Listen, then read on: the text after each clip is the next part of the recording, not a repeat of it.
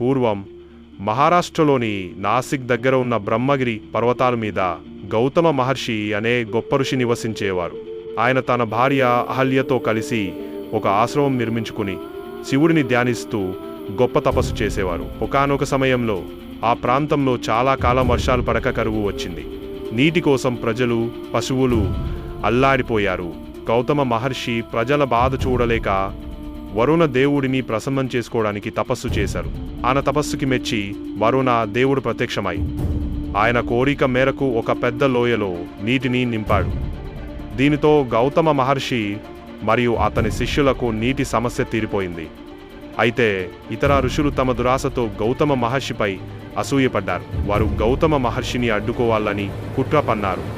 ఒకరోజు వినాయకుడి సహాయంతో వారు ఒక మాయా ఆవుని సృష్టించారు.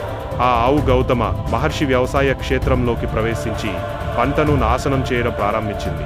గౌతమ మహర్షి ఆవును ఒక గడ్డిపోచతో మృదువుగా ఆదరించారు. కానీ ఆ గడ్డిపోచ తగలగానే ఆవు నేలకు ఆవును చంపిన పాపం గోహత్య గౌతమ మహర్షికి అంటుకుంది.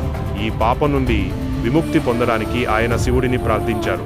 గౌతముడి భక్తికి సంతోషించిన శివుడు ప్రత్యక్షమై అతనిని పాపం నుండి విముక్తుని చేశాడు. అప్పుడు గౌతముడు, దేవా, ఈ పాపం నుండి పూర్తిగా విముక్తి పొందడానికి గంగమ్మను ఇక్కడికి తీసుకురండి అని వేడుకున్నాడు.